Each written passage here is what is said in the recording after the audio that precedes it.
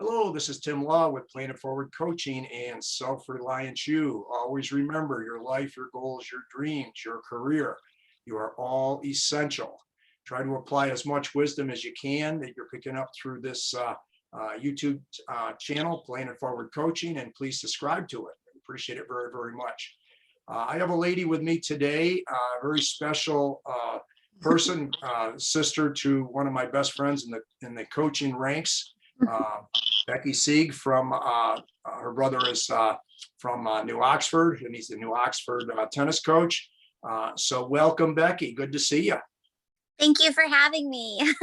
Yes, my brother Travis Martin, he speaks very highly of you. Yeah, well, so. I pay him well, Becky, so thank you. Yeah. That's what he told me. No. Right. He was supposed to keep that on the down low. Yeah.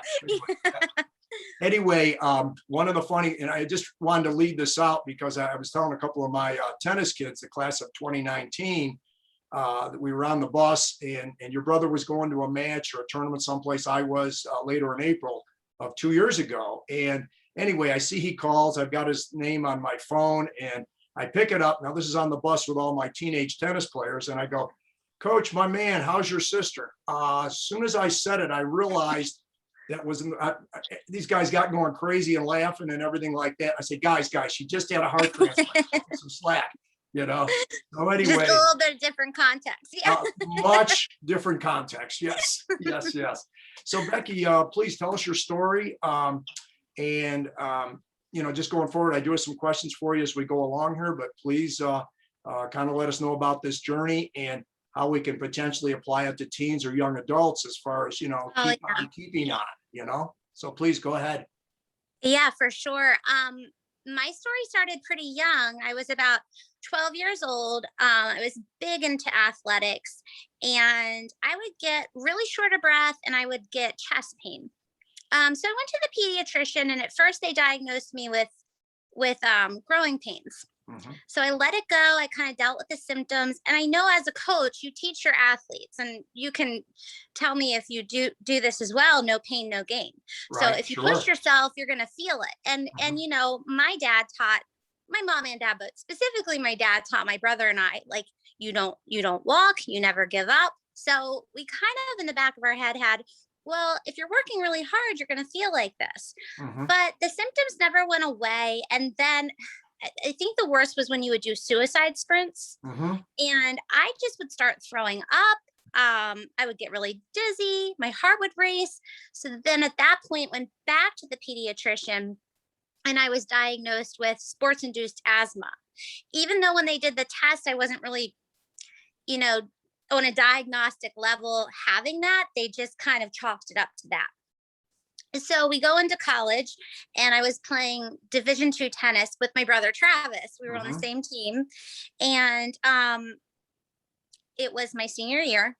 It was the first match of our senior year and all the symptoms I'd been feeling since I was 12 multiplied right there on the court. Mm-hmm. And it got pretty bad. And I ended up, it's kind of interesting because my body collapsed, but I stayed conscious. And the coach pulled me off the court and I ended up in the hospital later that night. And I went into what's called ventricular tachycardia, which is a life-threatening arrhythmia. And my blood pressure was as low as 45/36 at one point, which is, I shouldn't be alive. Yeah. And I'm very lucky. And people hear that and it's hard to believe. And my blood pressure my heart rate got between 250 to 300 beats per minute. So what they had to do was they had to shock me twice with a defibrillator to keep me alive. I found out after that I had what's called arrhythmogenic right ventricular dysplasia cardiomyopathy. And it was genetic. So we had to start getting the family tested and everyone thought, well, there's no way my brother has it because even though I was a collegiate athlete and I was very athletic as well, my brother took it to a whole new level because he was an Ironman. He competed in an Ironman in Lake Placid. And we thought there's no way he would have lived through that. But it turns out he had it too. Wow. So I went quite a long time dealing with the disease. I was dealing with it with my brother as well. And they insert what's called a defibrillator inside of you. And ARVD is really odd because usually you hear you have heart disease, you want to pump, you know, you want to pump that heart, keep it healthy. But with ARVD, it actually progresses the disease and it sends you into those arrhythmias. So I dealt with 29 shocks from my defibrillator over a long period of time, 5 ablations. ARVD is very weird in the aspect where it affects you both electrically and structurally. So I went through all that. I got pretty stable. And then I started feeling really bad.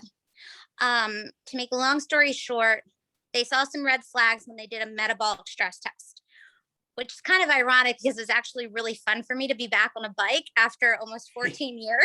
So that's where my brother and I are super weird. We were excited about that, but I didn't feel right at all. So right after that test, they're like, there's some red flags. There's some indicators that you may have heart failure, which if I'm honest, I knew. I just was being stubborn about it. I wasn't advocating for myself. So come to find out, within a year from that point, I ended up getting a heart transplant. So the first time I met with the heart failure doctor, she told me that day, she said, you're in heart failure and you will need a heart transplant within the year. And I ended up getting one on Easter Sunday in 2019. And I am incredibly lucky to be here. Sure. Now, Becky, how long was your wait for the donor heart?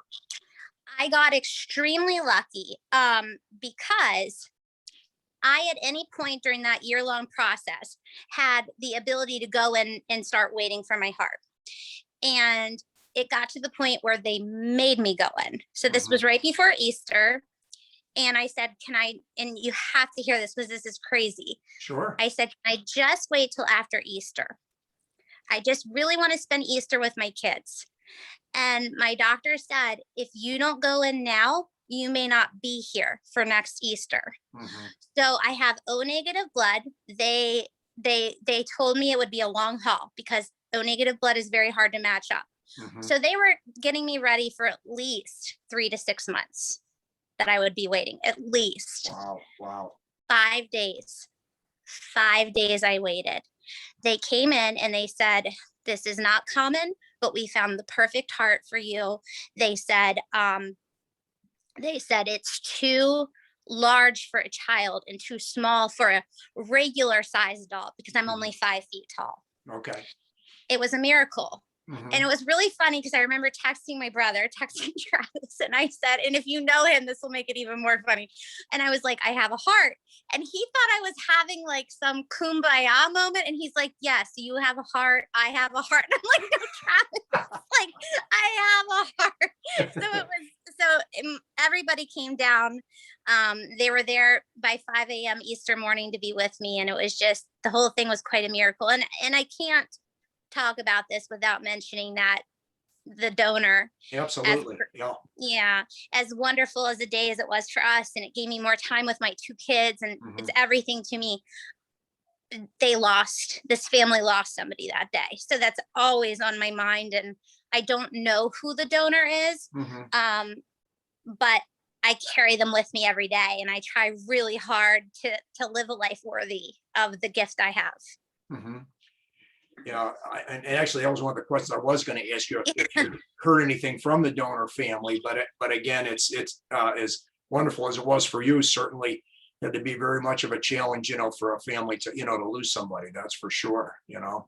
Absolutely, so, and yeah, my brother and I actually lost my aunt when we were in college quite suddenly, and her heart was donated, and we know what that feels like on the other side. We were incredibly close to her. She actually was a coach to us in a lot of ways. She would play tennis with us. And so we know what that feels like to be on that side to an extent. And then here we are on the other side. And both ways, there's a grace period, and then you're allowed to try to contact that person. And in both ways, we never found out who got my aunt's heart, and I never found out who gave me mine. So it's quite interesting. Yeah, absolutely.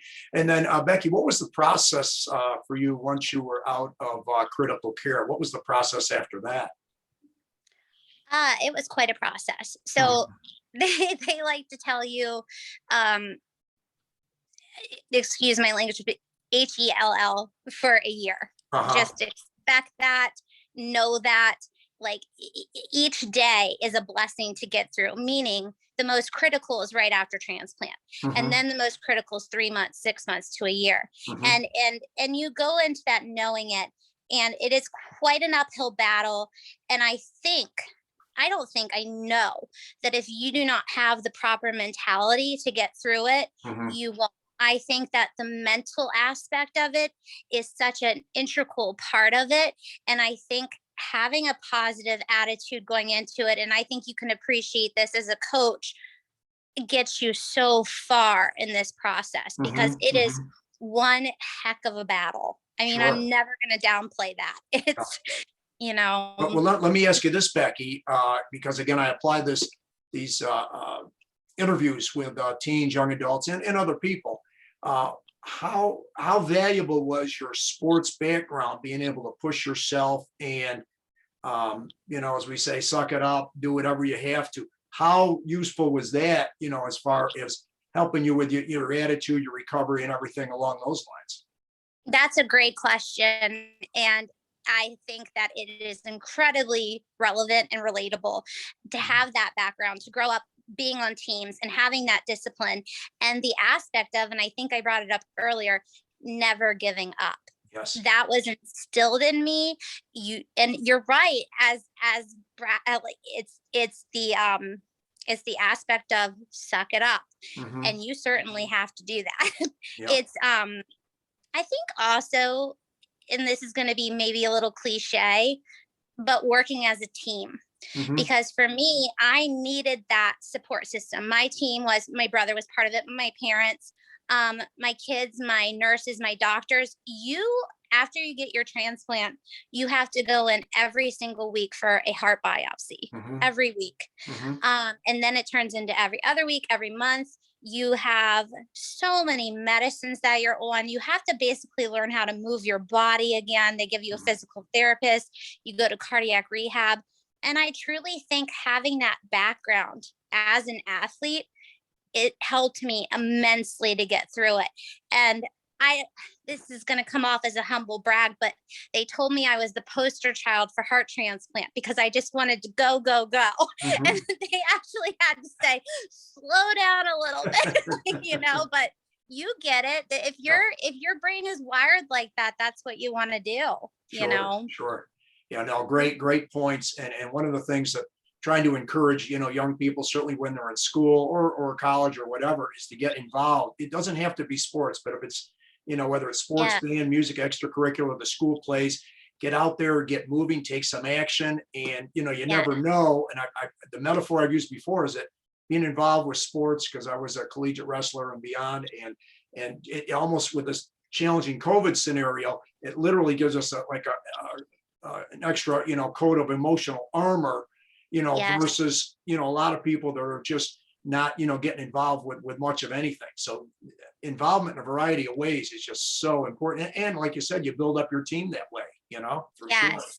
Yeah. I just think it teaches so many lessons in life, Mhm. and it makes you a well-rounded person. And I couldn't agree more. If it's not sports, have it be something else. Get out Sure. there, have a team, have Mhm. that work ethic. Mhm. Like fall in love with something because I think that sticks with you for life. I couldn't agree more. Right, And right. I'm very, just like I'm so thankful for the medical field and everybody that's a part of that. I'm also very thankful for the coaches that I've had in my Mhm. life. And Mhm. I hope you know that. And I tell my brother all the time, you guys are making such a difference in these young minds. So I want to thank you as well. Yeah, well, thank you, Becky. It's just, as I said to your brother and the other people that I know, I coach it there at Northeastern, the guys and the girls, and I literally cannot wait to get on the court every day. And for somebody, and I kind of joke, I'm not a spring chicken, I'm not a summer chicken, I'm more like a fall chicken at this point, maybe even late fall, I'm not sure. But anyway, to have that enthusiasm, and nothing excites me more than to see kids get the lessons as far as the techniques you're trying to teach them, and then watch how happy, they and their family are when they do something real well on the court or in the past, Well, yeah. on the wrestling mat. So another couple of questions I have for you. How was the difference in how you felt after the transplant, short term, long term, could you give us a little insight on that, Becky? I sure can. a world of a difference. Right before my transplant, I was so sick that on some days I could barely walk to the bathroom. Mhm. That was very hard for me. And I think as a coach, you can understand, like, when you know how an athlete's mind works, because you have all, you want to be moving. I'm not the type of person that wants to be stuck on a couch. It about Mhm. could have killed me mentally, but I didn't let it. Hills were almost impossible at that point. Mhm. Stairs. Mhm. My bedroom was upstairs, and I would literally have to crawl up to get to bed. Um, and then immediately when I woke up, I'm sorry, I'm getting a little emotional. Oh, that's fine. I thought, wow, this is what a heart feels like. Mhm. I didn't know. I knew I had a bad heart, but until you feel a normal heart beating inside of Mhm. you and what that feels like, it's just incredible. And now I'm happy to report I'm playing tennis again. I'm running, Wow. and Wow. it's something that I never thought was possible. And it's amazing. And I'm going to be playing tennis in the transplant games this summer. So Fantastic. I'm back at it, and I have my brother as one of my coaches, and he's pushing me. I'm actually going to play tennis with him today. And that's bittersweet because he can't do it still. Mhm. But he has the most amazing perspective on it, and he's so positive, and Mhm. he's just incredible in that way. But it is night and day how Mhm. I felt then and now.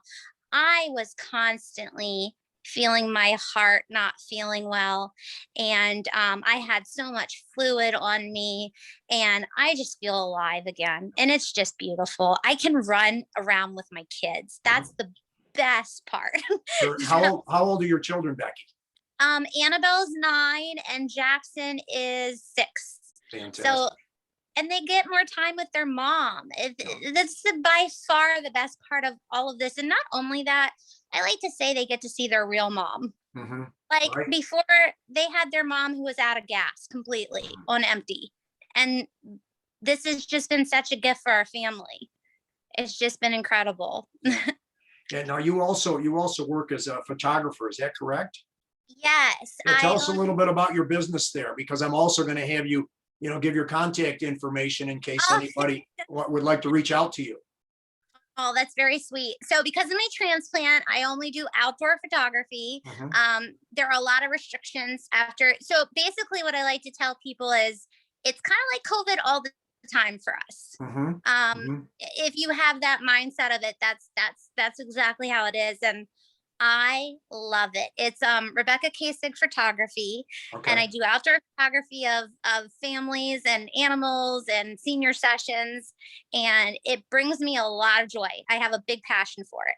And I Mhm. think that was one of the reasons my team knew it was time to make me be admitted, because I stopped taking photos. That's how Mhm. sick I got. And Sure. they said, if she's not doing that, something's going on, Right. you know. So Mhm. Yeah. So, any last thoughts here, Becky? This has been wonderful. oh, Any no. other things you'd like to kind of add here as we kind of close it up? And please hang after I shut the recording off, just to chat for a Sure. minute or two. Yeah. Yeah, I definitely would like to spread two messages.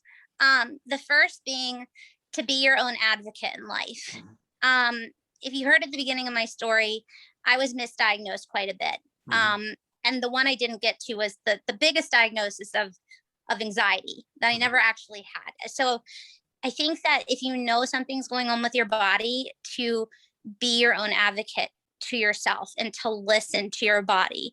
I think the second piece of advice I have, and we definitely touched base on this, is your mind and the mental aspect of going through adversity is such an integral part of what will get you through to the other side. Playing it through, right? Is that Sure. what? Yeah. Yeah. And Yeah. Playing it forward. Right. Mhm. absolutely. Yeah. And I think that people underestimate that. I think if you're sick and you're negative about it and you say, I'm not going to make it, there's a better chance that you may not. If you go Mhm. into it and you say, I've got this, Mhm. it is amazing the power that that has. Yeah. Yeah. Yeah.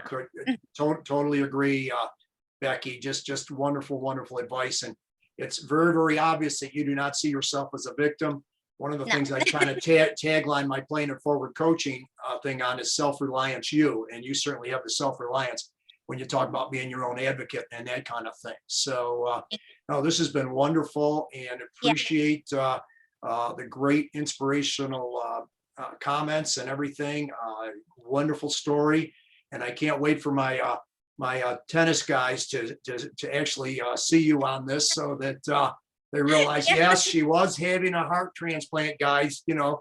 So yeah, I guess I should have got the context going for them, but yeah, it was just a hysterical moment on the bus, that's for sure. That's So yeah, so but thank you so much. We will definitely stay in touch, and we'll please, if you could, subscribe to my YouTube channel, Playing It Forward Coaching, for anybody listening to this. And Becky, just hang for a minute when we get done.